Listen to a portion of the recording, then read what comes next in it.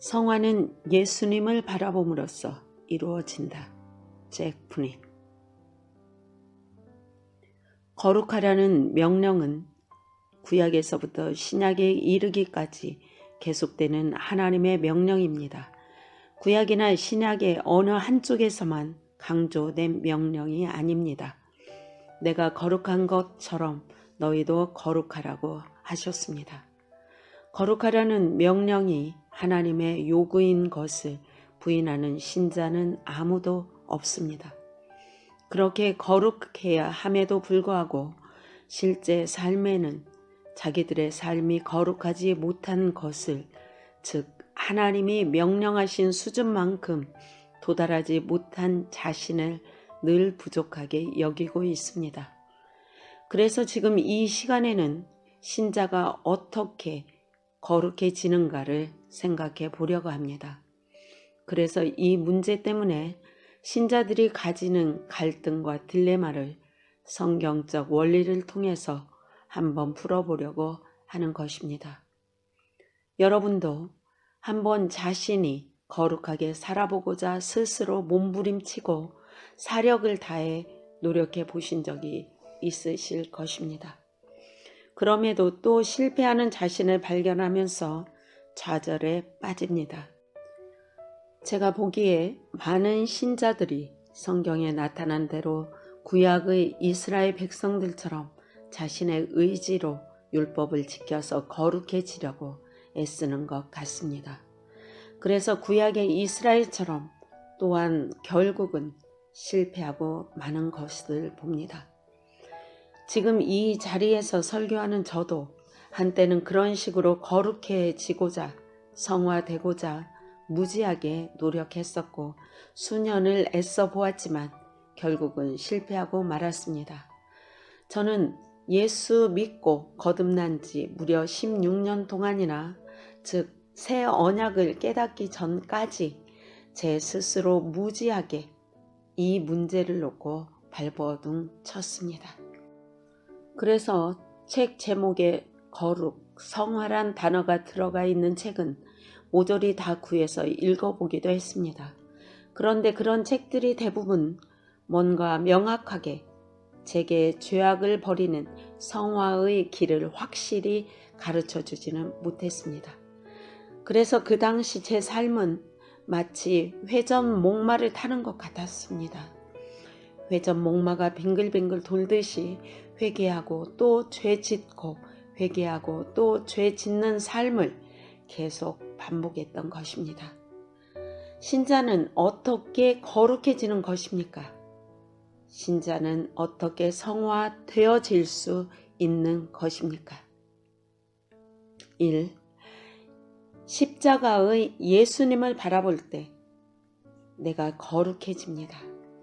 우리가 어떻게 죄사함을 받습니까? 모든 종교에서는 무슨 행위를 하라, 물질을 바쳐라, 무슨 희생을 바쳐라, 자기 몸을 상하게 하라, 그러면 내 죄가 용서받는다고 가르칩니다. 구원을 행위로 얻는다는 이러한 개념은 모든 거짓 종교들의 공통된 주장입니다. 그러나 우리는 구원은 행위로가 아니라 주님이 십자가에서 이루신 모든 일을 믿음으로써 은혜로 얻는 것임을 알고 믿습니다. 우리가 부르는 찬송가 가사처럼 주님의 십자가 앞에 나아갈 때 우리가 손에 가져갈 것은 아무것도 필요치 않습니다. 그냥 내 빈손으로 나아가서 주님께서 십자가에서 내 죄를 용서하기 위해 이루신 모든 일들을 진심으로 믿으면 됩니다. 주님께서 십자가에서 이루신 일들이 무엇입니까? 주님께서 십자가에서 고통을 받으신 것은 내 죄의 값을 대신 치르신 것이고, 주님께서 십자가에서 죄인처럼 죽으신 것은 죄인인 나의 죽음을 대신 죽으신 것입니다. 이 십자가를 바라보는 믿음은 우리가 처음 예수를 믿을 때 한번 바라보고 끝내지 마시고 우리가 예수를 믿는 신앙생활 내내 계속 그 십자가의 예수, 나를 위해 고통을 당하시고 내 죄값을 대신 치르신 그 예수를 우리가 계속 바라보아야 한다는 것입니다. 그것이 내 구원의 길뿐만 아니라 내 성화의 길이라는 것입니다. 히브리서 12장에서는 구약의 방식과 신약의 새 언약의 방식이 다른 점을 설명하고 있습니다. 12장 1, 2절에서 히브리서 기자는 신약의 신앙 방식을 구약과 대비하여 이렇게 설명합니다. 이러므로 우리에게 구름같이 둘러싼 허다한 증인들이 있으니 모든 무거운 것과 얽매이기 쉬운 죄를 벗어버리며 인내로써 우리 앞에 당한 경주를 하며 믿음의 주요 또 온전케 하시는 이인 예수를 바라보자. 그는 그 앞에 있는 기쁨을 위하여 십자가를 참으사 부끄러움을 개의치 아니하시더니 하나님 보좌 우편에 앉으셨느니라. 그러면서 계속해서 예수를 바라보며 이 믿음의 경주를 자기 남은 생애 동안 계속 달려나가야 함을 가르칩니다. 신앙생활이란 장거리 경주와 같습니다. 일평생 계속 달려가는 것인데 어떤 사람도 어떤 다른 것도 쳐다보지 말아야 합니다. 오직 앞서 달려가신 예수만 바라보고 그분이 달려가신 발자국, 그분이 앞서 가신 그 뒷모습만 바라보고 계속 달리는 그것이 우리의 신앙생활이요 성화의 길이라는 것입니다. 그래서 히브리서는 예수님을 앞서 달리신 자로 묘사하고 있습니다. 우리 앞에 뛰어가신 분이십니다. 이 말의 뜻은 우리가 그분을 뒤따라서 그분이 가신 길로 뛰어가야 한다는 뜻입니다. 히브리서 6장 20절 그리로 앞서 달려가신 예수께서 멜기세덱의 반차를 따라 영원히 대제사장이 되어 우리를 위하여 들어가셨느니라. 그런데 오늘날 우리 기독교인들은 앞서 달려가신 자 예수님에 대한 개념이 거의 희박합니다. 여러분도 거의 못 들어보셨죠? 구원자, 선한 목자, 길이요 진리요 생명이신 예수, 문이신 예수, 주님이신 예수 등 예수님에 대한 이런 여러 가지 개념을 갖고 있지만 앞서 달려가신 자 포러널 예수에 대해서는 오늘날 우리가 개념이 아주 희박합니다. 앞서 달려가셨다는 것은 우리가 달려갈 길을 본을 보이셨다. 또는 우리가 가야 하는 길을 먼저 앞서 가셨다는 뜻입니다. 다시 말하면 예수님은 자신이 가보지 않으신 길을 우리에게 요구하시지 않으십니다. 자신이 전혀 가보지도 않으시고 신자들 보고만 그 길로 가라고 내몰지도 않으십니다.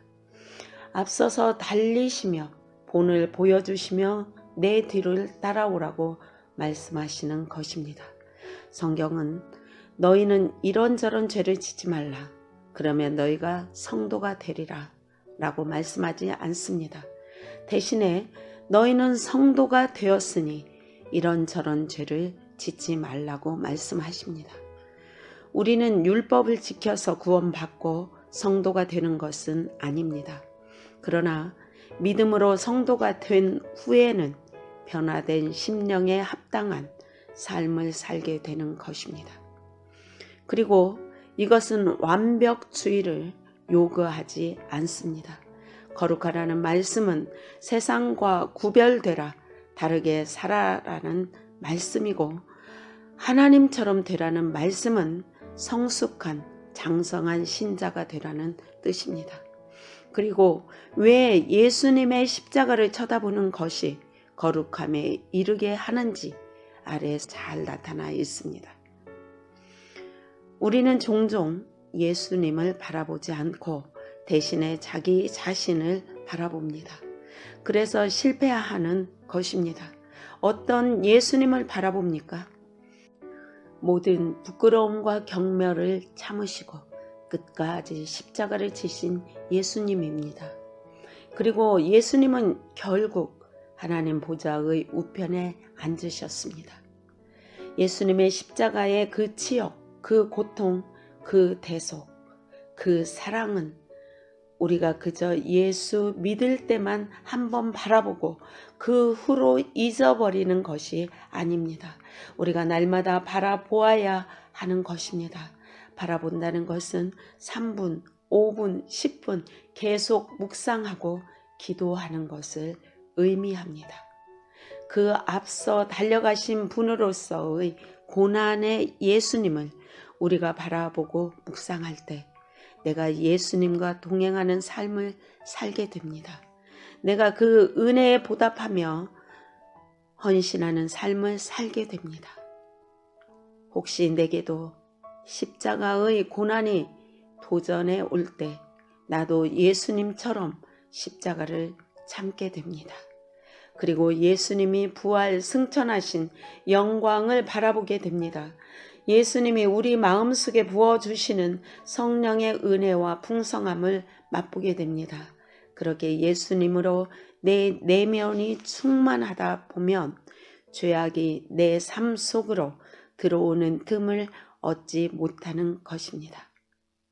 디모데전서 3장 16절에 보면 그도다 경건의 비밀이여 라고 말씀했습니다. 그도다 경건의 비밀이여 그렇지 않다 하느니 없도다. 그는 육신으로 나타난 바 되시고 영으로 의롭다 하심을 받으시고 천사들에게 보이시고 만국에서 전파되시고 세상에서 믿음 바 되시고 영광 가운데 올려지셨느니라. 여기서 비밀이란 말은 비결이라는 뜻입니다. 우리가 경건케 되는 비결이 뭐라고 위 본문에 설명되어 있습니까? 그것은 예수님을 깊이 묵상하는 것입니다. 예수님의 순환과 예수님의 부활, 영광을 깊이 묵상하고 생각하는 것이 바로 경건의 비밀인 것입니다. 우리는 예수님을 바라보아야 합니다. 내 죄를 대신해서 예수님은 십자가에서 끔찍한 죄의 값을 치르셨습니다. 그 사실을 깊이 묵상할 때 우리가 죄를 함부로 또 지을 수 있을까요? 그리고 예수님은 인간으로서 우리보다 앞서 달려가시면서 우리 삶의 모범을 보여주셨습니다. 그분은 유혹을 받으셨지만 죄는 짓지 않으십니다. 우리가 예수님처럼 완벽해지지는 않겠지만 우리도 유혹을 받을 때마다 넘어지는 연약한 인간이 아니라 유혹을 받아도 죄를 짓지 않는 성숙한 신자가 될 수 있다는 뜻입니다. 우리가 주님을 바라볼 때 주님의 순환만 바라볼 것이 아니라 주님의 영광도 함께 바라보아야 합니다. 히브리서 12장 2절에 하나님의 보좌 우편에 앉으신 영광의 예수를 바라보라고 말씀합니다. 2. 은혜 아래 머물 때 거룩해집니다. 저는 오랫동안 긍휼과 은혜를 구별하지 못했습니다. 아래 9절에서 긍휼과 은혜가 같이 나오고 있는데 히브리서 4장 16절 그러므로 우리는 긍휼하심을 받고 때를 따라 돕는 은혜를 얻기 위하여 은혜의 보좌 앞에 담대히 나아갈 것이니라. 두 개념이 비슷한 것 같지만 물론 다릅니다. 긍휼이 구약적 개념이라면 은혜는 신약적 개념입니다. 긍휼은 죄의 용서함을 받는다는 개념입니다. 은혜는 죄를 극복하는 능력을 가리키는 개념입니다. 로마서 6장 14절에 내가 은혜 아래에 있을 때 죄가 너희를 다스리지 못할 것이라고 말씀했습니다. 신약에서 성도는 under mercy가 아니라 under grace에 있습니다. 히브리서 4장 16절과 로마서 6장 14절 두 구절을 연결해서 보시기 바랍니다. 우리가 은혜의 보좌 앞에 담대히 나아가서 주님의 은혜의 지배 아래 있을 때 죄의 지배를 벗어날 수 있다는 것입니다. 하나님께 나아갈 때 긍휼, 즉 죄의 용서함만 받는 것이 아니라 히브리서 4장 16절에 은혜까지 받는다고 했습니다. 이것은 구약에서 긍휼, 멀시를 통해서 죄를 용서받는 개념보다는 보다 더 적극적인 개념이죠. 죄의 용서받음보다 한 발짝 더 나아가 죄를 극복한다. 죄가 우리를 아예 지배하지도 못한다는 것입니다. 그러니까 우리가 은혜의 보좌 앞으로 계속 나아가야 하는데 그것이 바로 십자가의 예수의 순환, 예수님의 부활의 영광을 깊이 묵상할 때 그것이 가능한 것입니다. 주님의 은혜의 지배하에 놓이는 것입니다. 히브리서 4장 16절에 은혜를 말하면서 특별히 때를 따라 돕는 은혜라고 했습니다. 거기서 때가 무슨 때를 말합니까?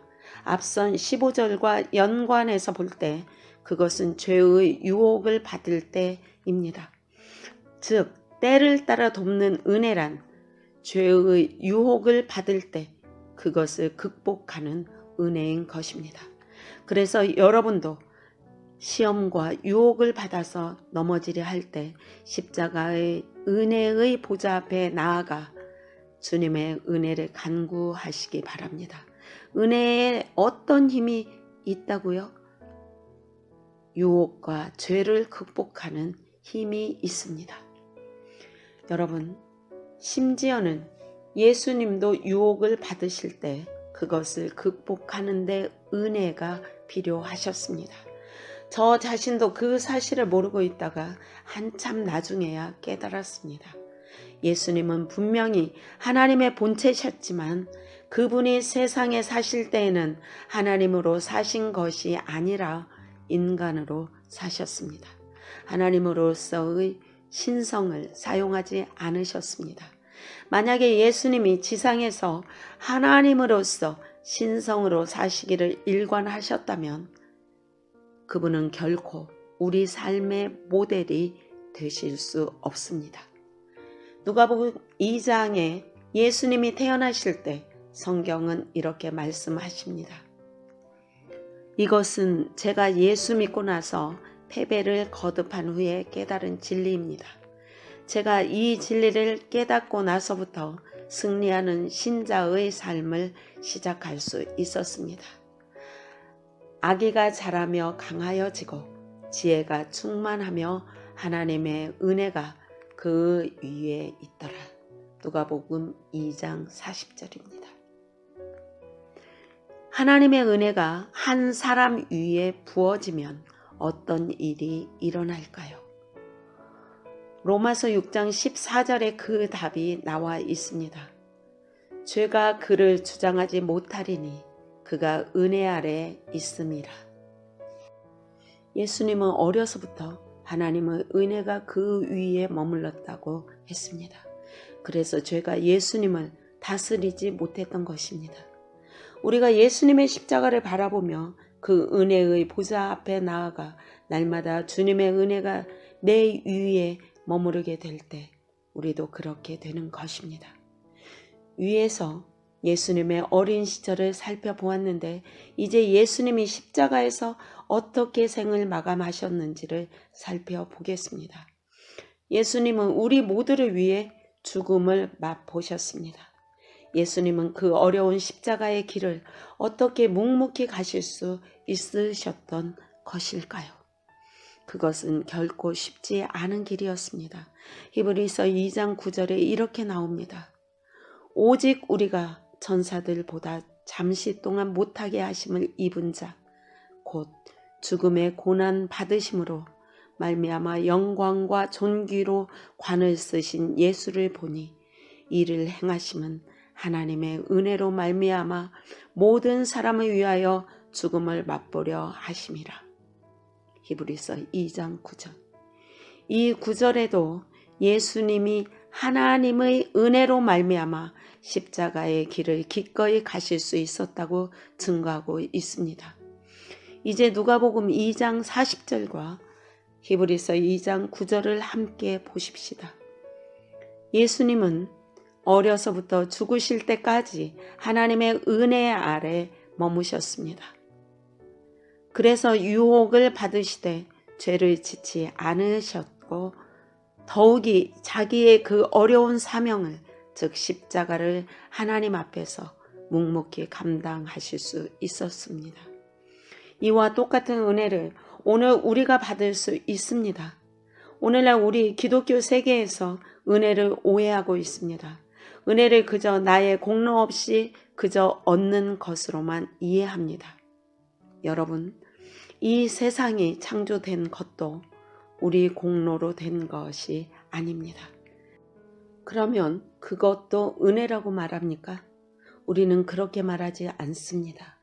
물론 은혜라는 말에는 우리의 공로 없이 그저 얻는 것이라는 뜻도 포함되지만 그보다 더 중요한 요소는 우리가 위에서 살펴보았지만 죄를 극복하게 하는 능력이요. 그래서 내 사명을 충실히 감당하게 하는 능력입니다. 그것이 바로 은혜입니다. 오늘날 우리 기독교 세계는 은혜의 일부분만 이해하고 핵심 부분을 놓치고 있다는 것입니다. 이 설교의 주제가 성도가 어떻게 거룩해지는가입니다.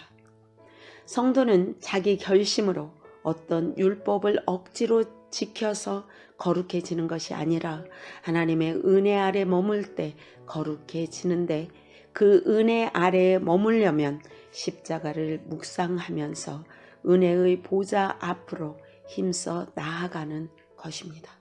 로마서 8장 2절을 보겠습니다. 생명과 성령의 법이 죄와 사망의 법에서 우리를 자유케 했다고 말씀했습니다. 사람은 원래 죄와 사망의 법의 사슬에 매여 있었습니다. 우리가 사실 죄의 유혹을 받는 것은 우리가 죄의 매력에 끌리기 때문입니다. 죄의 매력에 끌리지 않는데 거기에 끌려가서 죄를 지을 사람은 없습니다. 그런데 어떻게 그 죄의 유혹을, 다시 말해 죄의 매력을 끊을 수 있겠습니까? 내 속에 생명과 성령의 법이, 그 힘이 더 강할 때입니다. 지금 저는 위에서 말한 은혜의 개념을 그것과 본질적으로 비슷한 생명과 성령의 개념으로 설명드리고 있습니다.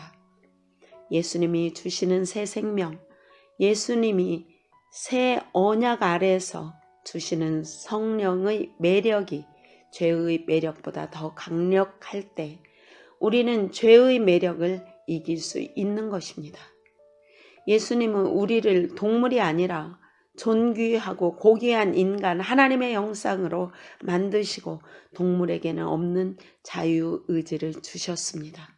자유의지는 방종하라고 주신 게 아니라 존귀한 자에게 주시는 고귀한 특권입니다.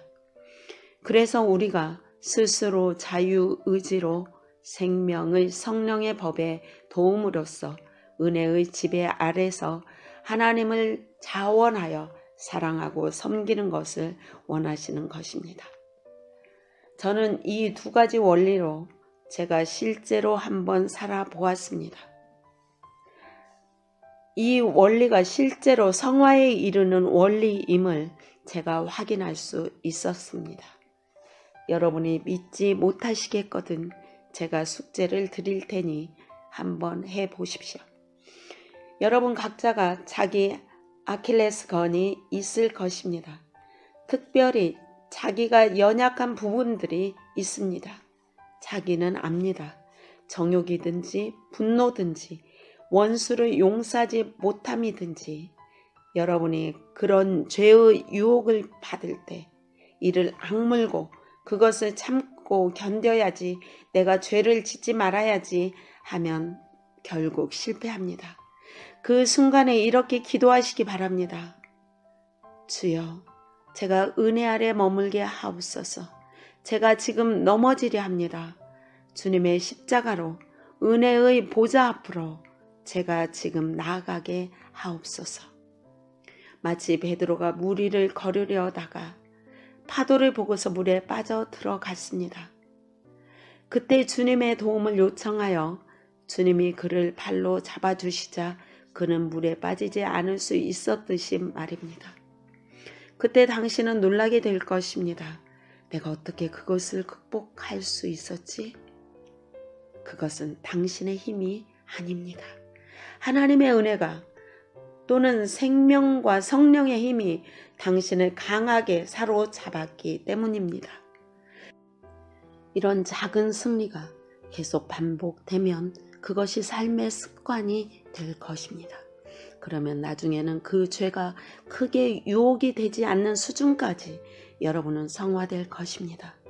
여러분은 죄 문제로 크게 갈등하지 않는 단계까지 성화의 수준이 올라갈 것입니다. 이것이 바로 크리스찬의 삶입니다. 아멘.